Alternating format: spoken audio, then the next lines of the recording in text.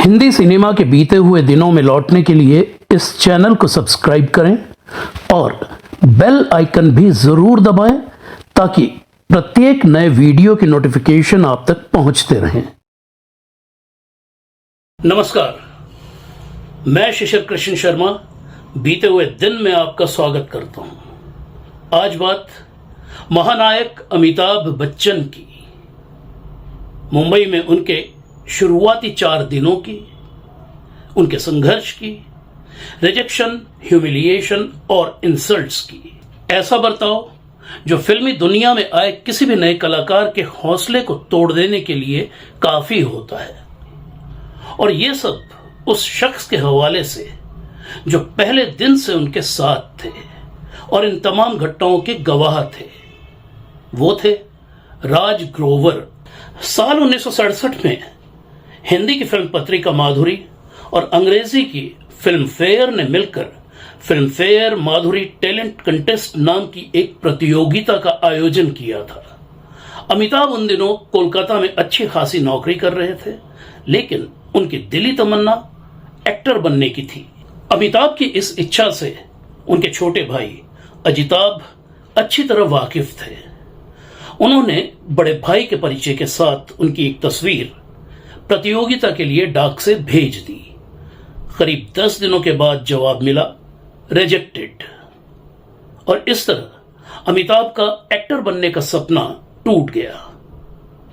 लेकिन उनकी उदासी उनकी मां तेजी बच्चन से छिप नहीं पाई। करीब 2 हफ्तों बाद अभिनेत्री नरगिस को दिल्ली से इंदिरा गांधी ने फोन किया।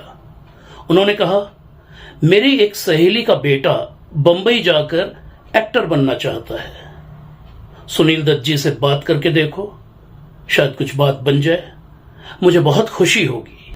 नरगिस जी इंदिरा जी के बेहद करीब थी। उन दोनों के बीच क्या रिश्ता था, इसे आप हमारे एपिसोड नंबर 34 से समझ सकते हैं। उस एपिसोड का लिंक इस वीडियो के साथ डिस्क्रिप्शन में दिया गया है। इंदिरा गांधी की उन सहेली यानी तेजी बच्चन से नरगिस की फोन पर बात हुई और कुछ ही दिनों बाद तेजी बच्चन का वो बेटा यानी अमिताभ ऑफिस से 4 दिन की छुट्टी लेकर मुंबई चले आए। सुनील दत्त और नरगिस ने अमिताभ को लोगों से मिलवाने की जिम्मेदारी राज ग्रोवर को दी, जो दत्त परिवार के बेहद करीबी और सुनील दत्त के पीए थे। मुंबई में अमिताभ अपने एक दोस्त के घर कोलाबा में रुके। सुनील दत्त ने राज ग्रोवर से उस शाम अमिताभ को साथ लेकर अपने घर डिनर पर आने को कहा।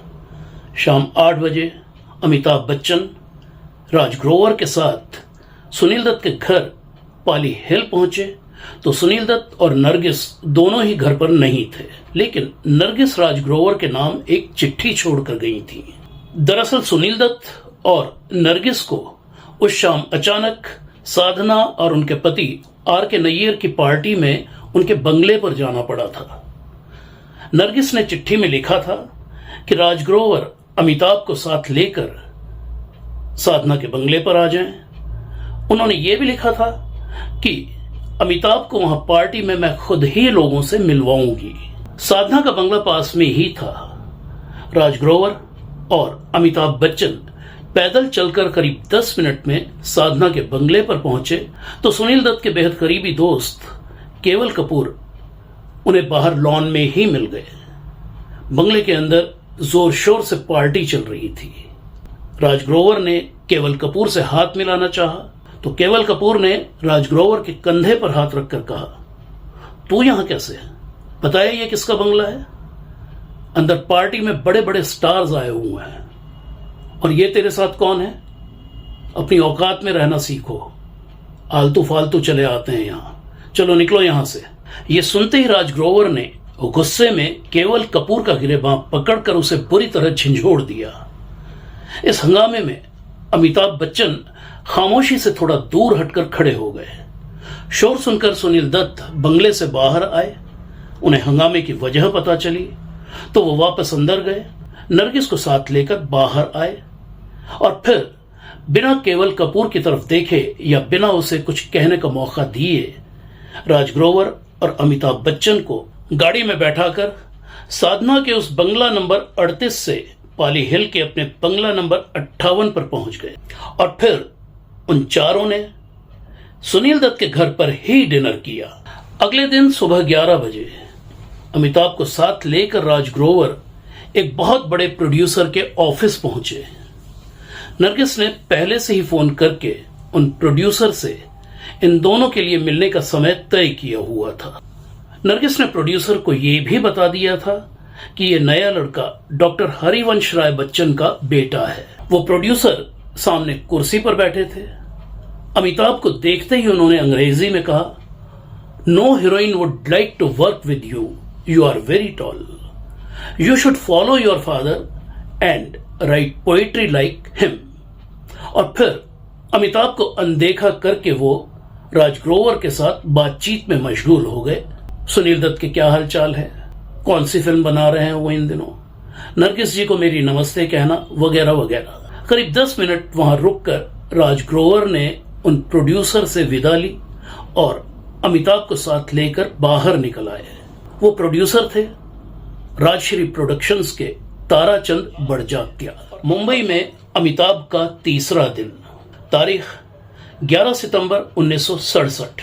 अमिताभ का स्क्रीन टेस्ट। अमिताभ के मुंबई आने से करीब 10-12 दिन पहले नरगिस राज ग्रोवर को साथ लेकर B.R. चोपड़ा से मिलने उनके ऑफिस गई थी। नरगिस ने चोपड़ा साहब के सामने अमिताभ की तस्वीर रखी तो चोपड़ा साहब ने सरसरी निगाह डालकर वो तस्वीर राज ग्रोवर के हाथ में थमा दी थी। नरगिस ने B.R. चोपड़ा से अमिताभ के नाम की सिफारिश की तो वो खामोश हो गए। B.R. चोपड़ा ने प्रोड्यूसर डायरेक्टर मोहन सहगल को फोन किया। मोहन सहगल उन दिनों फिल्म साजन की शूटिंग कर रहे थे। B.R. चोपड़ा ने यह कहते हुए मोहन सहगल से अपने सेट पर अमिताभ बच्चन का स्क्रीन टेस्ट लेने का आग्रह किया कि इसके लिए समय और दिन वो अपनी सहूलियत के हिसाब से तय कर लें। और जब हफ्ते भर बाद स्क्रीन टेस्ट का दिन और समय तय हुआ तो नरगिस ने प्रधानमंत्री कार्यालय में फोन करके अमिताभ बच्चन को मुंबई बुला लिया था। मोहन सहगल दादर के रूपतारा स्टूडियो में साजन की शूटिंग कर रहे थे। राज ग्रोवर और अमिताभ बच्चन रूपतारा स्टूडियो पहुंचे। उन्हें मेकअप रूम में बैठाया गया। मोहन सहगल मेकअप रूम में आए, अमिताभ से मिले और वापस जाते समय राज ग्रोवर को सेट पर आने का इशारा कर गए। राज ग्रोवर सेट पर पहुंचे तो मोहन सहगल ने उनसे सीधे सपाट लहजे में पूछ लिया, ये लड़का यहां एक्टर बनने आया है? बड़ी ताज्जुब की बात है। नरगिस जी ने इसमें ऐसा क्या देख लिया कि वो इसकी तस्वीर लेके सीधे B.R. चोपड़ा के पास पहुंच गई। बहरहाल लंच ब्रेक के बाद अमिताभ का स्क्रीन टेस्ट हुआ और मोहन सहगल उन्हें ऑल द बेस्ट कहकर वहां से चले गए। और फिर चौथे दिन अमिताभ अपनी नौकरी पर कोलकाता वापस लौट गए। उधर 2 दिन बाद स्क्रीन टेस्ट का रिजल्ट जानने के लिए राज ग्रोवर मोहन सहगल के ऑफिस पहुंचे तो सहगल साहब तो ऑफिस में नहीं थे, लेकिन उनके असिस्टेंट बग्गा जी जरूर उन्हें मिल गए। राज ग्रोवर को देखते ही बग्गा जी ने कहा, it was waste of time and waste of our raw stock, यानी हमारा वक्त भी बर्बाद हुआ और रॉ स्टॉक भी। बग्गा जी का कहने का मतलब यह था कि इस लड़के का कुछ नहीं हो सकता। उधर सुनील दत्त अपने दोस्तों के बीच अमिताभ को प्रमोट करते रहे। उन दोस्तों में कई मशहूर प्रोड्यूसर डायरेक्टर भी थे। सुनील दत्त उन्हें अमिताभ की तस्वीरें दिखाते, उनकी सिफारिश करते और इसे लेकर लोग पीठ पीछे सुनील दत्त का मजाक उड़ाने लगे। तो ये थी कहानी फिल्मी दुनिया में अमिताभ बच्चन के संघर्ष के शुरुआती दौर की। उनका ये संघर्ष यहीं खत्म नहीं हुआ, आगे चलकर उन्हें बहुत कुछ बर्दाश्त करना पड़ा। हालांकि वक्त ने करवट ली और ऐसी करवट ली कि आज वही Amitabh Bachchan superstar, star of the millennium और महानायक कहलाते हैं। उनके संघर्षों की, उनकी सफलताओं की ऐसी तमाम कहानियां फिर कभी। और अब बात राज ग्रोवर की।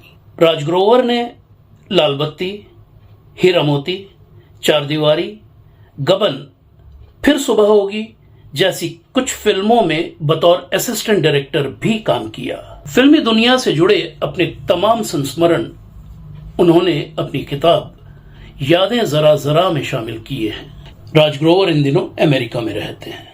अब आप हमसे टेलीग्राम पर भी जुड़ सकते हैं। टेलीग्राम का हमारा लिंक भी आपको डिस्क्रिप्शन में मिलेगा। तो मिलते हैं बहुत जल्द हिंदी सिनेमा की किसी और भूली बिसरी शख्सियत, किसी भूली बिसरी दास्तान को लेकर। तब तक के लिए इजाजत दीजिए। नमस्कार। ब्लॉग बीते हुए दिन अब किताब की शक्ल में। डिटेल्स इस वीडियो के साथ डिस्क्रिप्शन में देखिए।